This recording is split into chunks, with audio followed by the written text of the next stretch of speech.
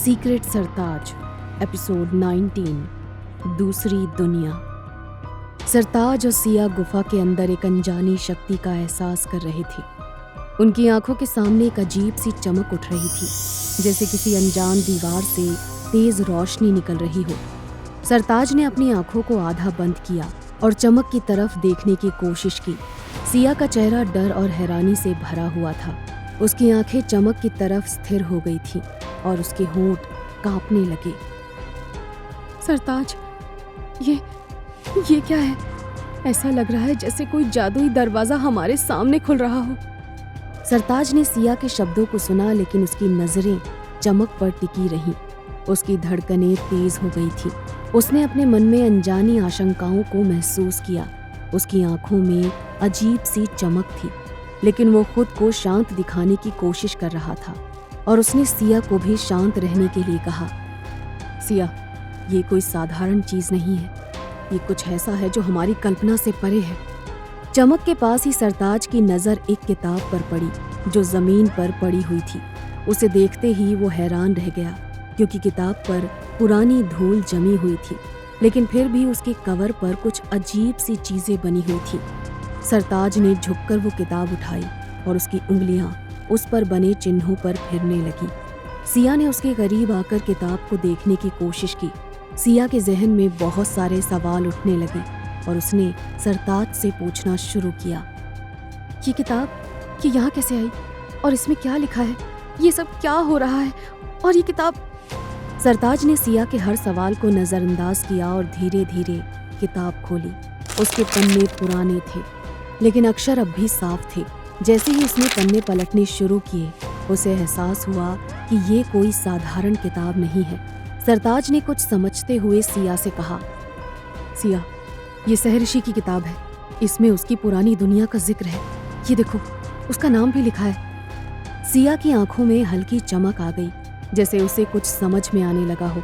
उसने सरताज की ओर देखा और उसके चेहरे पर चिंता की लकीरें देखी। सरताज ने एक गहरी सांस ली और सिया के साथ खुद से कहा, इस किताब में लिखा है कि रक्षित को हराने का एक ही तरीका है। हमें उस चमक को पार करके दूसरी दुनिया में जाना होगा।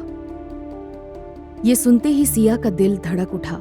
उसने सरताज का हाथ पकड़ा और उसकी ओर देखा। उसका मन कई सवालों से भर गया था, लेकिन सबसे बड़ा सवाल ये था कि क्या वो दोनों उस दुनिया में जाने का जोखिम उठा सकते थे। लेकिन अब सरताज उस किताब को पढ़े चले जा रहा था। सरताज की उंगलियां किताब के पन्नों पर चल रही थी। वो हर शब्द को ध्यान से पढ़ रहा था, जैसे उस किताब में छिपा हर राज उसके भविष्य का हिस्सा हो। सिया उसके कंधे पर झुककर पन्नों को देख रही थी। उसकी आंखों में बेचैनी थी। सिया ने चिंतित होकर सरताज से फिर सवाल करने शुरू किए। सरताज, इसमें क्या लिखा है? क्या कोई रास्ता है जिससे हम रक्षित को हरा सकते हैं? तुम्हें कुछ समझ में भी आ रहा है? सरताज ने किताब के पन्ने पलटे और एक पन्ने पर रुक गया। उसकी आंखों में अचानक से एक चमक आ गई, जैसे कि उसे कुछ बहुत जरूरी चीज मिल गई हो। वो सिया को देखते हुए बोला, हाँ सिया, इसमें लिखा है कि रक्षित को हराने का एक ही तरीका है। हमें इस चमक को पार करके दूसरी दुनिया में जाना होगा। वहां उसकी शक्तियां बेअसर हो जाएंगी, क्योंकि एक दुनिया से दूसरी दुनिया में जाने का नियम है कि जो कोई भी ऐसा करेगा उसे अपनी शक्तियां खोनी पड़ेंगी।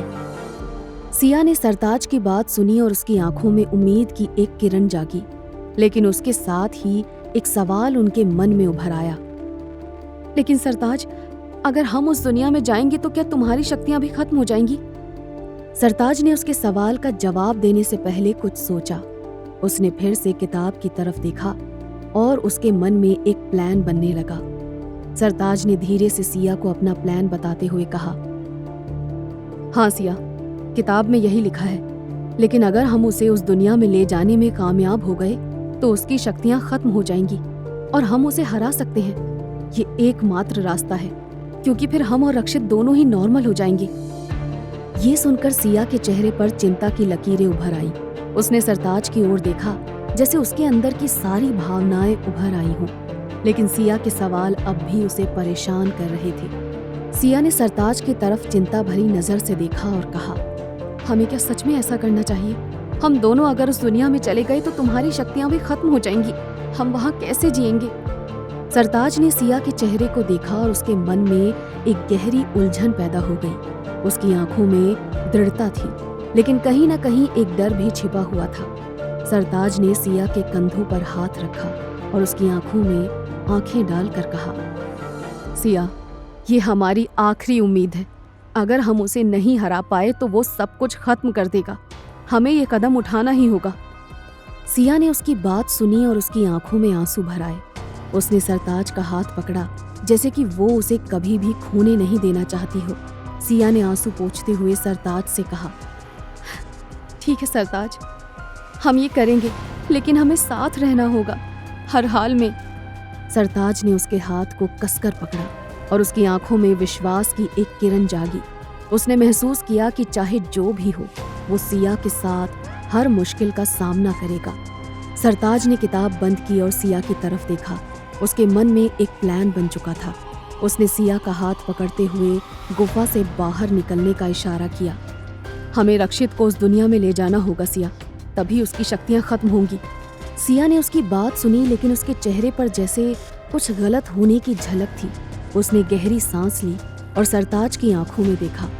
सिया ने संकोच के साथ सरताज से पूछा, लेकिन सरताज, क्या ये सही होगा? तुम भी तो अपनी शक्तियां खो दोगे, और क्या हम उस दुनिया में खुश रह पाएंगे?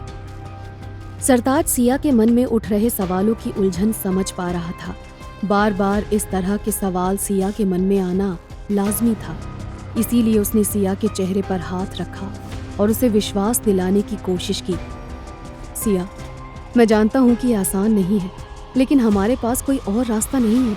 हमें इस दुनिया को बचाना होगा। सिया की आंखों में आंसू आ गए। उसने सरताज का हाथ कसकर पकड़ा और उसकी ओर देखा। उसका दिल कह रहा था कि वो सरताज के साथ रहे, चाहे जो भी हो। अगर तुम कह रहे हो तो हम ये करेंगे, लेकिन मैं तुम्हें अकेला नहीं छोड़ूंगी। हम दोनों उस दुनिया में साथ रहेंगे। सरताज ने उसकी बात सुनी और उसके दिल में एक अजीब सा डर बैठ गया। उसने सिया को कसकर गले लगाया, जैसे कि वो उसे कभी भी खोना नहीं चाहता था। सरताज ने सिया को विश्वास दिलाते हुए कहा, ठीक है सिया, हम ये साथ करेंगे, लेकिन हमें इस प्लान को बहुत संभल कर करना होगा। जब हम वहां जाएंगे तभी रक्षित हमारे पीछे पीछे उस दुनिया में आएगा। सिया ने उसकी आंखों में देखा और उसमें विश्वास की एक नई किरण जागी। उसने महसूस किया कि चाहे जो भी हो, वो सरताज के साथ हर हाल में रहेगी। और फिर अब उन दोनों के चेहरे पर दिखने लगा कि उन्होंने बड़ा फैसला ले लिया है। सरताज ने सिया का हाथ पकड़ा और उसे लेकर चमक की तरफ बढ़ा। उसका दिल तेजी से धड़क रहा था, लेकिन उसने अपने मन में मजबूती बनाए रखी। चलो सिया, हम इस दुनिया को छोड़कर उस दुनिया में जाएंगे, जहां हम और तुम अपनी एक अलग दुनिया में खुशी से रहेंगे, जहां हम दोनों को रोकने वाला कोई नहीं होगा, जहां हम दोनों के बीच में सिर्फ खुशियां होंगी। सिया ने उसका हाथ कसकर पकड़ा और उसके साथ चल पड़ी। दोनों ने उस चमक के पास पहुंचकर एक दूसरी तरफ देखा और फिर उसमें प्रवेश कर गए। जैसे ही वो उस दूसरी दुनिया में पहुंचे, एक तेज आवाज के साथ रास्ता बंद हो गया। सरताज ने पीछे मुड़कर देखा तो उसके पैरों तले जमीन खिसक गई, क्योंकि अब सिया उसी तरफ रह गई थी। सरताज के अंदर आते ही दरवाजा बंद हो चुका था और सिया अंदर नहीं आ पाई थी। सरताज अब बेचैन होकर हैरानी से चिल्लाने लगा, सिया, सिया तुम कहाँ हो? सिया! और इधर दूसरी तरफ सिया ने दरवाजे की दूसरी तरफ खुद को अकेला पाया। उसकी आंखों में आंसू थे और उसका दिल डर से भर चुका था। उसने सरताज को पुकारा, लेकिन उसकी आवाज वहीं गूंजकर कहीं खो गई। सिया डरते हुए आंसू भरी आंखों से सरताज को यहाँ वहां ढूंढती रही। सरताज, सरताज, तुम मुझे छोड़कर कैसे जा सकते हो? ये क्या हो गया सरताज? सरताज! सिया बार बार उसे पुकार कर रोए जा रही थी। इधर सरताज ने उस बंद दरवाजे को देखा और उसके अंदर एक गहरा दर्द महसूस हुआ। उसकी आंखों में आंसू थे और उसका मन बेचैन हो गया था। सिया, सिया, मुझे माफ करना। ये क्या हो गया भगवान? सिया! दूसरी तरफ सिया ने खुद को अकेला पाया। उसके मन में डर और उदासी भर चुकी थी। सिया अपनी आंखों से बह रहे आंसुओं को लगातार पोंछे जा रही थी। वो बहुत ही कमजोर महसूस कर रही थी। उसने रोते हुए कहा, सरताज, सरताज, मैं तुम्हारे बिना यहाँ क्या करूंगी? सरताज। इसी बीच सिया की आंखों के सामने रक्षित का भयानक चेहरा सामने आया। सिया की आंखों में डर की लहर दौड़ गई। उसने सरताज को पुकारने की कोशिश की, लेकिन उसकी आवाज सरताज तक नहीं पहुंची। सिया ने जब आंसू भरी नजरों से सामने देखा तो देखा कि रक्षित उसकी तरफ बढ़ता चला आ रहा था।